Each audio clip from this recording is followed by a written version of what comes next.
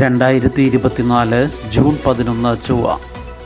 ഇന്ന് 1199 ഇടവം 28. വാർത്തകൾ വായിക്കുന്നത് ജി രവി. മോദി സർക്കാർ പ്രധാന വകുപ്പുകൾ BJPക്ക് തന്നെ, മാറ്റമില്ല, വിട്ടുവീഴ്ചയും.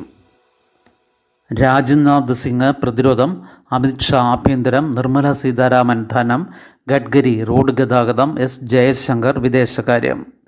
ഘടകകക്ഷികൾക്ക് ചോദിച്ചത് കിട്ടിയില്ല. സുരേഷ് ഗോപിക്ക് പെട്രോളിയം ടൂറിസം, ജോർജ് കുര്യന് ന്യൂനപക്ഷകാര്യം, ഫിഷറീസ്. കേന്ദ്രമന്ത്രിമാരുടെ വകുപ്പുകളിൽ പ്രധാനപ്പെട്ടതെല്ലാം BJP നിലനിർത്തി. രണ്ടാം മോദി സർക്കാരിലെ സീനിയർ മന്ത്രിമാർക്കെല്ലാം അതത് മന്ത്രാലയങ്ങൾ തന്നെ ലഭിച്ചു. മൂന്നാം മോദി മന്ത്രിസഭയുടെ ആദ്യ ക്യാബിനറ്റ് യോഗത്തിന് ശേഷമാണ് പ്രഖ്യാപനം വന്നത്. ഘടകകക്ഷികളുമായി ഒത്തുതീർപ്പിലെത്താത്തത് കാരണമാണ് വകുപ്പ് പ്രഖ്യാപനം വൈകിയതെന്ന് പ്രതിപക്ഷം ആരോപിച്ചിരുന്നു. രാജ്നാഥ് സിംഗ്, അമിത്ഷാ, നിതിൻ ഗഡ്കരി, നിർമ്മല സീതാരാമൻ, എസ് ജയശങ്കർ, ധർമ്മേന്ദ്ര പ്രധാൻ, അശ്വിനി വൈഷ്ണവ്, ഭൂപേന്ദർ യാദവ്, പീയൂഷ് ഗോയൽ, വീരേന്ദ്രകുമാർ, ഹർദീപ് സിംഗ് പുരി എന്നിവരുടെ വകുപ്പുകളിൽ മാറ്റമില്ല. അശ്വിനി വൈഷ്ണവിന് വാർത്താവിനിമയം കൂടി നൽകി. കഴിഞ്ഞ തവണ അപ്രധാനമായ ഭൗമശാസ്ത്ര വകുപ്പിലേക്ക് മാറ്റപ്പെട്ട കിരൺ റിജ്ജുവാണ് പാർലമെന്ററി കാര്യമന്ത്രി. ന്യൂനപക്ഷകാര്യവും കിരൺ റിജ്ജുവിനാണ്. BJP ദേശീയ അധ്യക്ഷൻ JP നഡ്ഡയാണ് പുതിയ ആരോഗ്യമന്ത്രി. സുരേഷ് ഗോപിക്ക് പെട്രോളിയം, പ്രകൃതിവാതകം, ടൂറിസം വകുപ്പുകളിൽ സഹമന്ത്രി സ്ഥാനം ലഭിച്ചപ്പോൾ ജോർജ് കുര്യന് ന്യൂനപക്ഷകാര്യങ്ങളും ഫിഷറീസ്, മൃഗസംരക്ഷണം, ക്ഷീരവികസനം എന്നിവയും ലഭിച്ചു. കേരളത്തിന് പ്രാധാന്യമുള്ള വകുപ്പുകളാണ് രണ്ടും.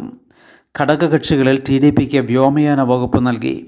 JDSനാണ് ഉരുക്ക് ഖന വ്യവസായം, HAMന് ചെറുകിട ഇടത്തരം വ്യവസായം, JDUവിന് ഫിഷറീസ്. പഞ്ചായത്തി രാജ്, ഗോത്രവർഗ വികസനം എന്നീ വകുപ്പുകളും BJP ഘടകകക്ഷികൾക്ക് നൽകി. ഒരു ഘടകകക്ഷിക്കും അവർ നേരത്തെ ആവശ്യപ്പെട്ട വകുപ്പുകൾ ലഭിച്ചില്ലെന്നാണ് വിവരം. കൃഷി ക്യാബിനറ്റ് പദവി ആവശ്യപ്പെട്ട JDUവിന് സഹമന്ത്രി സ്ഥാനമാണ് കിട്ടിയത്. കഴിഞ്ഞ മന്ത്രിസഭയിൽ വ്യോമയാന മന്ത്രിയായിരുന്ന ജ്യോതിരാദിത്യ സിന്ധ്യയ്ക്ക് ടെലികോമും വടക്ക് കിഴക്കൻ സംസ്ഥാന വികസനവുമാണ് ഇത്തവണ. ഭക്ഷ്യ പൊതുവിതരണം ആവശ്യപ്പെട്ടിരുന്ന LJPക്ക് ഭക്ഷ്യ സംസ്കരണ വ്യവസായം നൽകി. ഭക്ഷ്യവകുപ്പ് BJPയുടെ പ്രഹ്ലാദ് ജോഷിക്കാണ്. ജോസ് കെ മാണി വീണ്ടും, PP സുധീർ CPI സ്ഥാനാർത്ഥി, ലീഗ് സ്ഥാനാർത്ഥി ഹാരിസ് ബീരാൻ. കേരള കോൺഗ്രസ് എം ചെയർമാൻ ജോസ് കെ മാണി വീണ്ടും രാജ്യസഭയിലേക്ക്. CPIക്ക് ലഭിച്ച സീറ്റിൽ സംസ്ഥാന അസിസ്റ്റന്റ് സെക്രട്ടറി PP സുനീർ മത്സരിക്കും. UDF വിട്ട് LDFിലെത്തിയപ്പോൾ രാജ്യസഭാ MP സ്ഥാനം രാജിവെക്കുകയും തുടർന്ന് വീണ്ടും തിരഞ്ഞെടുക്കപ്പെടുകയും ചെയ്ത ജോസ് കെ മാണി തുടർച്ചയായ രണ്ടാം വട്ടമാണ് രാജ്യസഭയിലേക്ക് പോകുന്നത്. UDFന് വിജയസാധ്യതയുള്ള രാജ്യസഭാ സീറ്റിൽ സുപ്രീം കോടതി അഭിഭാഷകനും ഡൽഹി KMCC പ്രസിഡന്റും ലോയേഴ്സ് ഫോറം ദേശീയ കൺവീനറുമായ ഹാരിസ് ബീരാൻ മുസ്ലിം ലീഗിൻ്റെ സ്ഥാനാർത്ഥിയാകും.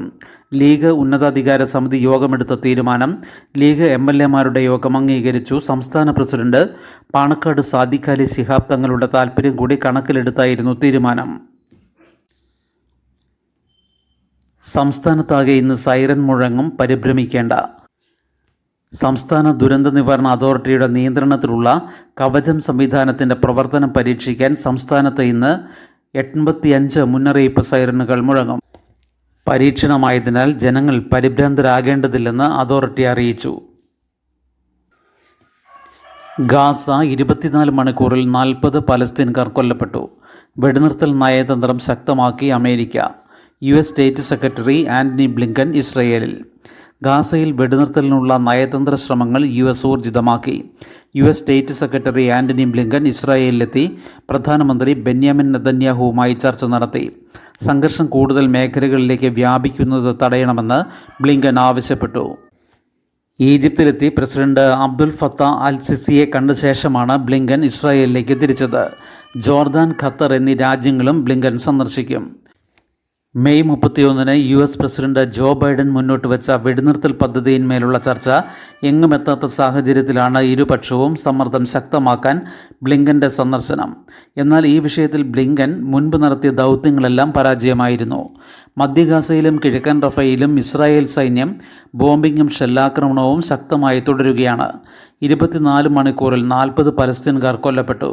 218 പേർക്ക് പരിക്കേറ്റു. 9ാം മാസത്തിലെത്തിയ യുദ്ധത്തിൽ ഇതുവരെ കൊല്ലപ്പെട്ട പലസ്തീൻകാരുടെ എണ്ണം 37,124ആയി. പരിക്കേറ്റവർ 84,712.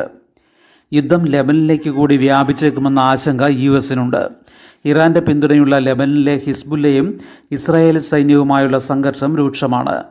ഗാസയിലേക്ക് സഹായമെത്തിക്കാനുള്ള തടസ്സങ്ങൾ നീക്കാൻ രാജ്യാന്തര ശ്രമം വേണമെന്ന് ഈജിപ്ത് പ്രസിഡന്റ് ആവശ്യപ്പെട്ടു. റഫ ആക്രമണം ആരംഭിച്ചതോടെ ഈജിപ്ത് അതിർത്തി വഴി ഗാസയിലേക്കുള്ള സഹായ വിതരണം നിലച്ചിരുന്നു. സ്ക്രൈബ് ഉത്തരവാദിത്തം അധ്യാപകർക്ക് നൽകിയേക്കും. സർവകലാശാലകളെ ചുമതലപ്പെടുത്തുന്ന കാര്യം പരിഗണനയില്ലെന്ന് മന്ത്രി. ഭിന്നശേഷിക്കാരായ വിദ്യാർത്ഥികൾക്ക് പരീക്ഷ എഴുതാൻ സ്ക്രൈബിനെ നിയോഗിക്കുന്ന ഉത്തരവാദിത്തം അധ്യാപകർക്ക് നൽകുന്നത് തീരുമാനിക്കാൻ സർവകലാശാലകളെ ചുമതലപ്പെടുത്തുന്ന കാര്യം പരിഗണിക്കുമെന്ന് മന്ത്രി ആർ ബിന്ദു പറഞ്ഞു. നിയമസഭയിൽ VR സുനിൽകുമാർ MLA സബ്മിഷന് മറുപടി പറയുകയായിരുന്നു മന്ത്രി. ഡിഗ്രി ക്ലാസ്സുകളിൽ പഠിക്കുന്ന വിദ്യാർത്ഥികൾക്ക് സഹായിയായി തൊട്ടു താഴെയുള്ള ക്ലാസ്സുകളിലുള്ള വിദ്യാർത്ഥിയോ +2 വിദ്യാർത്ഥിയോ വേണമെന്ന് സർവകലാശാലകൾ നിഷ്കർഷിച്ചിട്ടില്ല. സ്ക്രൈബിൻ്റെ സഹായം ആവശ്യപ്പെടുന്ന വിദ്യാർത്ഥിയേക്കാൾ ഉയർന്ന വിദ്യാഭ്യാസ യോഗ്യതയില്ലാത്തവരെ സ്ക്രൈബായി പരിഗണിക്കുന്ന രീതിയാണ് ഇപ്പോഴുള്ളത്. പരീക്ഷാ കൺട്രോളർ, വകുപ്പ് മേധാവി, പ്രിൻസിപ്പൽ, ചീഫ് സൂപ്രണ്ട് തുടങ്ങിയ ഉദ്യോഗസ്ഥരാണ് നിലവിൽ സ്ക്രൈബിനെ നിയമിക്കുന്നത്. മധ്യ വടക്കൻ ജില്ലകളിൽ മഴ ശക്തമാകും. സംസ്ഥാനത്ത് വരും ദിവസങ്ങളിൽ മധ്യ കേരളത്തിലും വടക്കൻ ജില്ലകളിലും ശക്തമായ മഴയ്ക്ക് സാധ്യതയെന്ന് കാലാവസ്ഥാ വകുപ്പ്. ഒറ്റപ്പെട്ട ഇടങ്ങളിൽ ഇടിമിന്നലോട് കൂടിയ മഴയ്ക്കും സാധ്യത. ഇന്നും നാളെയും കണ്ണൂർ, കാസർഗോഡ് ജില്ലകളിൽ ഓറഞ്ച് അലർട്ടും ആലപ്പുഴ, എറണാകുളം, തൃശൂർ, പാലക്കാട്, മലപ്പുറം, കോഴിക്കോട്, വയനാട് ജില്ലകളിൽ യെല്ലോ അലർട്ടും പ്രഖ്യാപിച്ചു. മലപ്പുറം, കോഴിക്കോട്, വയനാട് ജില്ലകളിൽ നാളെ യെല്ലോ അലർട്ട്. അതേസമയം തെക്കൻ ജില്ലകളിൽ മഴ കുറഞ്ഞതിനെ തുടർന്ന് പകൽ താപനില 33 ഡിഗ്രി വരെ വർദ്ധിച്ചു. FIR പുതുക്കി. അവയവ കച്ചവടത്തിന് മനുഷ്യക്കടത്ത്, കുറ്റങ്ങളിൽ ചതിയും ഗൂഢാലോചനയും. രാജ്യാന്തര അവയവ കച്ചവട സംഘത്തിനു വേണ്ടി മനുഷ്യക്കടത്ത് നടത്തിയ കേസിൽ ചതിയും ക്രിമിനൽ ഗൂഢാലോചന കുറ്റവും ഉൾപ്പെടുത്തി അന്വേഷണ സംഘം.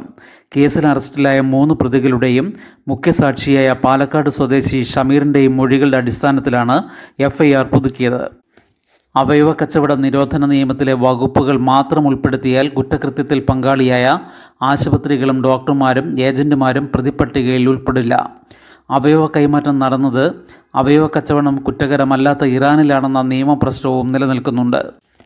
എന്നാൽ അവയവ കച്ചവടത്തിനായി ഇരകളെ കബളിപ്പിക്കാനുള്ള ഗൂഢാലോചന നടന്നതും ഇരകളെ ചതിയിൽപ്പെടുത്തി മനുഷ്യക്കടത്ത് നടത്തിയതും സംഘം ഇന്ത്യയിൽ നടത്തിയ കുറ്റകൃത്യങ്ങളാണ്. ഇന്ത്യൻ ശിക്ഷാ നിയമപ്രകാരമുള്ള വിശ്വാസ വഞ്ചനയും FIRൽ ഉൾപ്പെടുത്തിയേക്കും.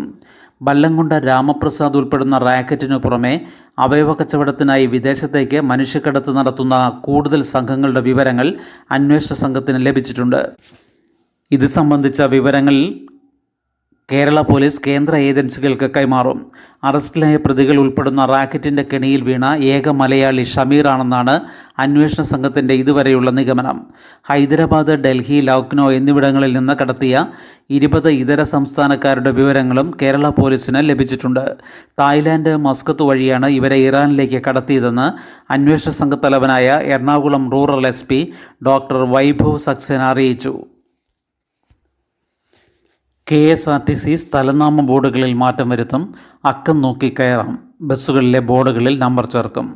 കോഴിക്കോട് ജില്ലയിലെത്തുന്ന യാത്രക്കാരിൽ മലയാളം അറിയാത്തവർക്കും അതിഥി തൊഴിലാളികൾക്കും പോകേണ്ട സ്ഥലത്തേക്കുള്ള KSRTC ബസ്സുകൾ തിരിച്ചറിയാൻ ഇനി ബോർഡിലെ നമ്പറുകൾ നോക്കിയാൽ മതി. കഴിഞ്ഞ ദിവസം ഗതാഗത മന്ത്രിയുടെ അധ്യക്ഷതയിൽ ചേർന്ന യോഗത്തിലാണ് ബസ്സുകളുടെ ബോർഡുകളിൽ സ്ഥലനാമ നമ്പറുകൾ ഉൾപ്പെടുത്താൻ തീരുമാനിച്ചത്. ഫാസ്റ്റ് പാസഞ്ചർ ബസ്സുകളിൽ 30-നകം ബോർഡുകൾ നിലവിൽ വരും. ഓർഡിനറി ബസ്സുകളിൽ ജൂലൈ 31 മുൻപ് നടപ്പാക്കാനാണ് തീരുമാനം. ശുഭദിനം. നന്ദി.